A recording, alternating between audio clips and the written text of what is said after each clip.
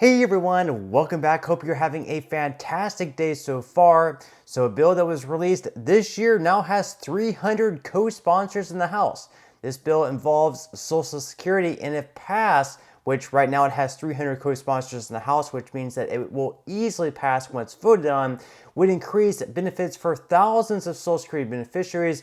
So we're going to be covering that bill in today's video. Plus, even more bad news for Joe Biden and his re-election attempts in 2024.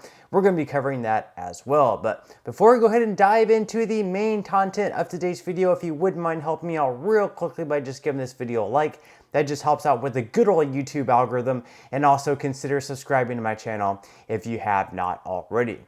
Okay, so in our lead story for today, of course, we have even more bad news for the current president and Joe Biden. Of course, he's once again going to be running in 2024, even though his popularity ratings really aren't all that great. And it looks like we are going to have that rematch of Joe Biden versus Donald Trump. But we're actually going to have a few other people kind of throwing their hats into the race, and this happens to be probably the worst news for Joe Biden. So according to The Hill, we now have Jill Stein adding her name to the race pretty much in 2024. And so according to The Hill, President Biden, already facing dismal approval numbers and multiple liberals looking to replace him, got more unwelcome news this week with the entry of Jill Stein into the 2024 presidential race.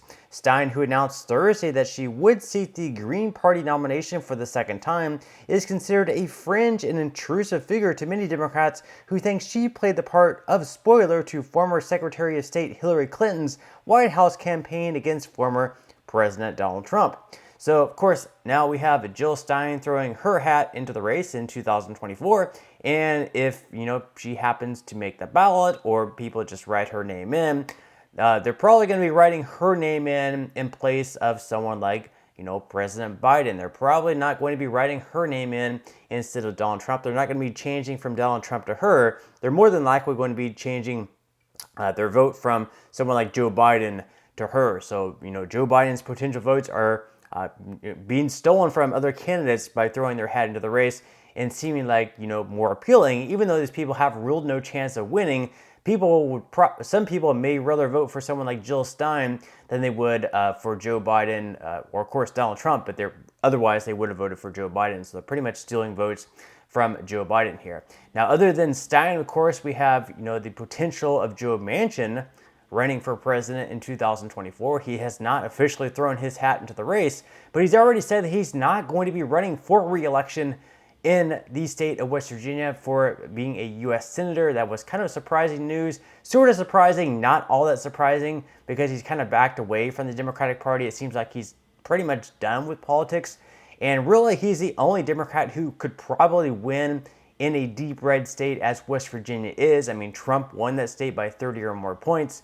So Manchin could potentially throw his hat into the ring as like a no labels candidate. And then, of course, finally, we have Robert F. Kennedy Jr., who officially, ended his, run as a Democrat, and he's now running as an independent. And of course, he may steal votes from Trump too, but in my opinion, at least, he's probably going to steal a lot more votes from Joe Biden. So once again, we have, Joe Biden, the appeal of voting for him for many people. There's other people to vote for now, so people may vote for those other people: Stein, Manchin, Robert F. Kennedy Jr., perhaps even Marianne Williamson. So, we have even more bad news for Joe Biden there. And if we look at some recent polling, if it is just Trump versus Biden, not even including all these other people, we look at these other polls, right now on average, Trump is leading by a little bit more than 1 point. We do have one poll there where Biden wins by 2. But we have other polls by CNN, for instance, where Trump wins by 4. We have a poll by Morning Consult where Trump wins by 2. CBS News where Trump wins by 2. And, looking at these polling data by CNN and CBS News, these are kind of, left-leaning networks. And in these left-leaning network polls, we have Trump winning. So I don't know if that really says anything about Biden's chances. It doesn't look all that great. Now, moving into some other news, as the main title of today's video says, we have a pretty big increase coming for certain Social Security beneficiaries, thousands of them, in fact, if this one bill passes through the House and the Senate. And it really has a great chance of passing. I don't say that about a lot of bills. Like, we have bills by Bernie Sanders that would increase benefits by $200 per month. We have a bill by John Larson that would increase benefits for some beneficiaries by almost $500 per month. Those bills really don't stand much of a chance because they only have Democratic support. But this bill actually, in fact, has 300 co-sponsors, both made up by Republicans and Democrats in the House.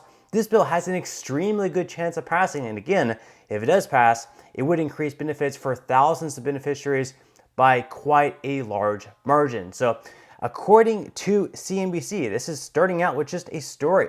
So when Dave Bernstein, 87, started working at the U.S. Postal Service in February of 1970, he was making $2.35 an hour. To supplement his income, he also took on other work. Years later, Bernstein decided in 1992 to take a voluntary retirement. He said, quote, "We knew there was going to be a reduced pension because of the early out," said Phyllis Bernstein, Dave's wife, who is 84, "but what came next was something the couple did not expect." While Dave was expecting a monthly Social Security check of around $800, it ended up being just about half of that amount, around $415, even though he had earned the required 40 credits to be fully insured by the program.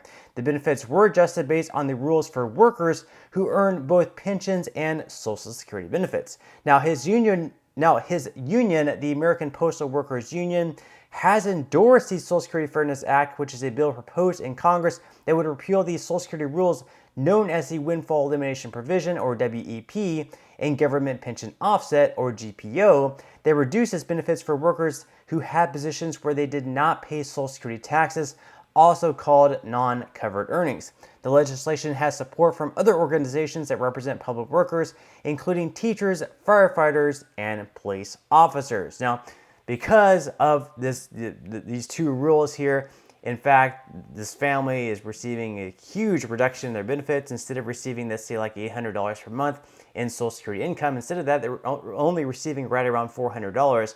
And this is true for thousands of beneficiaries who held jobs that did not pay into Social Security, but then also held other jobs where they were paying into Social Security and gained the 40 work credits necessary. And because they're receiving a pension as well, they're receiving a reduction in their Social Security benefits. So a lot of those people are saying that's completely not fair, and because of that, it's a lot harder to get by in their retirement. Now, if we look at these two bills that we just mentioned, we have, of course, the Social Security Fairness Act of 2023. This bill is actually in the House right now. And if you look at the 300 co-sponsors, for a bill to pass, it only needs 218 yes votes. This bill, in fact, has 300 co-sponsors, which means that if all these co-sponsors voted yes, or at least a good margin of them, it would easily pass in the House.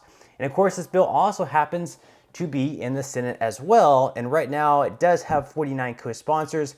It would need at least 60 votes, so they would need at least 11 more people in addition to the co-sponsors to vote in approval of this bill in order for it to pass the Senate. So that is something that we would have to look out for. Not sure whether they would have the votes in the Senate, but it seems like this bill overwhelmingly on a majority should absolutely pass if voted on.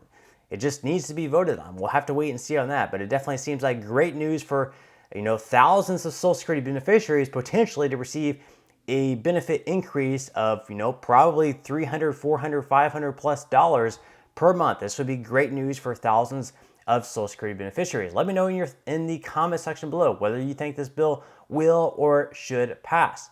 Now, finally, of course, on Friday of this week, something to look out for, we may potentially have another government shutdown unless Republicans and Democrats can come together. They're trying to work out a plan in the House, not sure whether they will get it done, but it seems like this thing always comes down to the final days and potential hours to pass a government funding bill. Once again, we'll definitely have to keep our eyes out on this. But that's all the news that we have for today's video. I certainly hope that you enjoyed and found value out of it. If you did, again, I would greatly appreciate if you could give this video a like. Consider subscribing to my channel if you have not already. And I will see you in the next video.